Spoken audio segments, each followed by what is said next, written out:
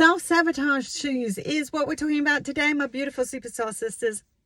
Thanks again for joining me. I celebrate that you have taken yet another wonderful little step towards a better version of yourself. Getting your stuff together, feng shuiing your closet, going, these are the shoes that I do want. These are the shoes I don't want. This is the path that I do want to go on. This is where I want to land up.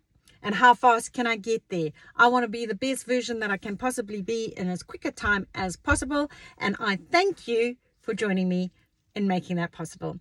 Now, obviously, when you do that, you actually have to take action. So we spoke about Nike shoes. We've spoken about the hover shoes, identifying where you get stuck, looking at where you are now, looking at where you want to be, having a good pair of Adidas shoes on so that you don't give a flying about what other people think about you, because you're going to get that when you're on your journey to success. People will try and pull you down.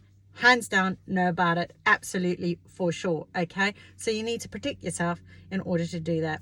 Now, one of the things, unfortunately, is we have sometimes something called self-sabotage shoes. Oh, yawn, Vicki, you're not going to talk about self-sabotage. Yes, I am. And you know why? Because everybody, not everybody, but a lot of people do this.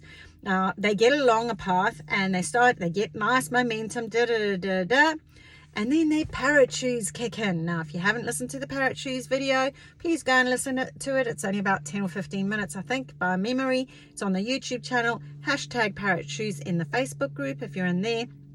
Now, I do want to say, with that, it's an internal rhetoric of you going, and it's a negative. So Dr. Amen talks about ants. What does the A stand for?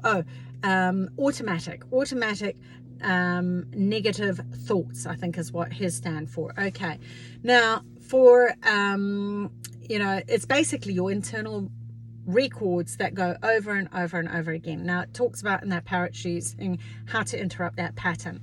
But if you're self-sabotaging, I would just be careful of that terminology. I think it gets bandied around a bit too much these days. Sometimes it's not actually self-sabotage. Sometimes it's actually something quite minor, and it actually can be adjusted quite quickly. So identify, first of all, as everything, awareness, which is what all this is about.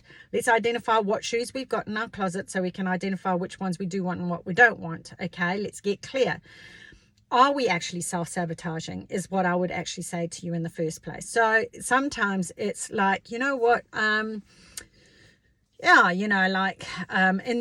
the example of exercise. Okay, I pulled an Achilles tendon, so I can't go running. Well, that's not self-sabotage. That's just that you had a mishap. You stepped into a hole and it twisted, and that, sometimes people read a bit much into it. Oh, it's the universe's way of saying, well, no, it could just be that you need glasses, or you were busy talking to your mate while you were running and you didn't see the hole.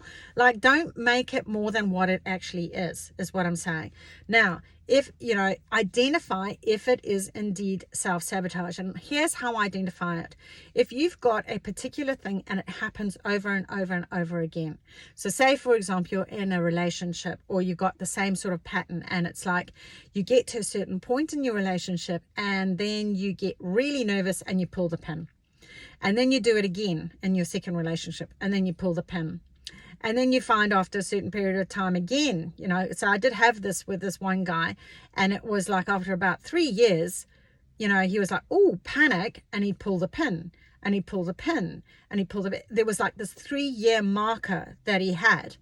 Anyway, it turned out that there was, an issue that happened, this is many moons ago now, that after 3 years, he got ditched by someone, his first love of his life. And on the 3-year mark, like almost to the day of his birthday, I think if I remember correctly, she turned around and like, great birthday present. Hi, sweetie, I don't want to go out with you anymore. And he thought that they were going to land up getting married and they were going to live happily ever after, and they were going to have kids, yada, yada, yada. So what he landed up doing was that he repetitively after that, every time he got in a relationship, before it got to the 3-year mark, he pulled the pin so it didn't happen. Okay, now that means that something in your past is hooking you up in your future, isn't it? And that's going to keep coming back and biting you in the friggin' ass every single time. Okay, so self-sabotage tends to be a repetitive thing, a pattern that you often do on a regular basis or a consistent basis, or you get to a certain point in time, or it might be triggered by something. Like he would say, the one time this particular guy got triggered by someone saying to him, I think we should take this to the next level. And he was like, ooh, I don't want to go there. I don't want to go there, because what if I get to the 3-year mark and we're married and we've got kids? I mean, this is his parrot shoes talking, right? Going, and now we've got a house. Now we've got assets we have to split. Now this is how his story was going, and we've got children, and now we're going to have all that, baggage that to go with it. And I'm just like, what the heck, You're just making up all these big crazy scenarios, and it's the catastrophe thinking, isn't it, that kicks in, making it way worse than what it is.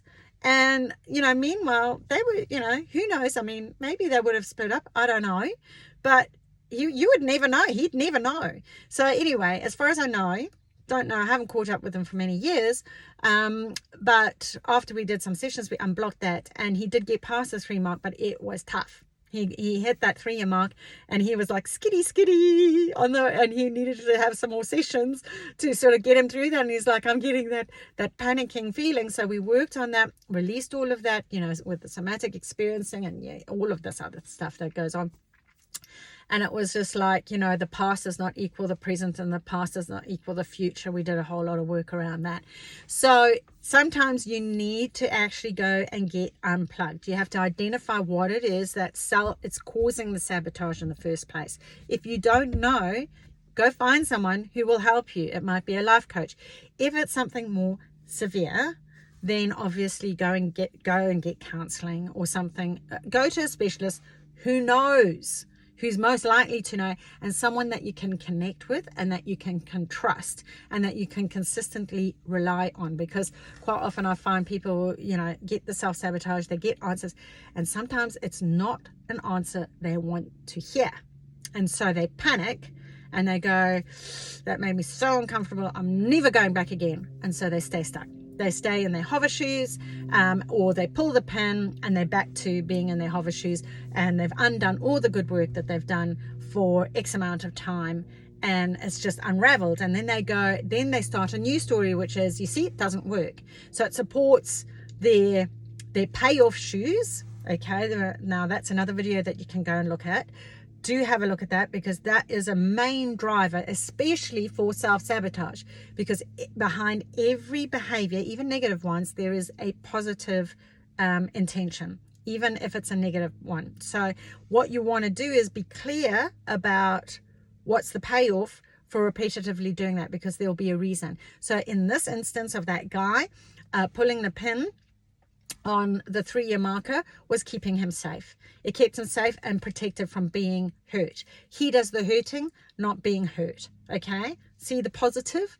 Isn't the mind amazing thing? You're like, that's the way that you think, but yes, that's how he wired things in the end. So don't be that person. It's like, do you know what? How could I actually have a happy, fulfilling relationship and trust that we can get past that and that I can work through it? And this is the 1 finger out, 3 pointing back. I'm thinking it's them, but actually it's a me thing. 3 fingers are pointing to me.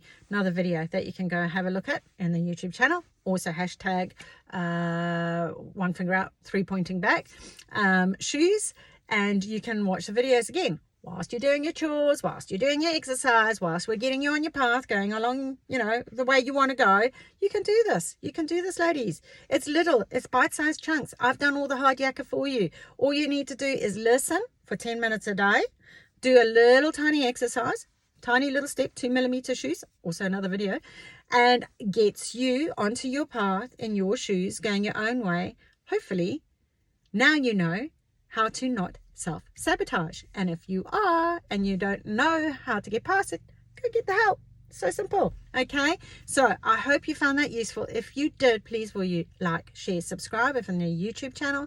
I'd love to have your comments. I'd love you to bring other ladies on board so that we can get everybody going in their own shoes, on their own path, going their own way. I don't want to have it where it's just a small amount of people. If we can get this kind of information out to as many people as possible and help all us gorgeous women grow as quickly as possible and be the best version of ourselves quicker, wouldn't that be a great thing? With your help, we can make that happen. Okay, so please share. Hope you have a wonderful day, and I will see you again tomorrow. Namaste.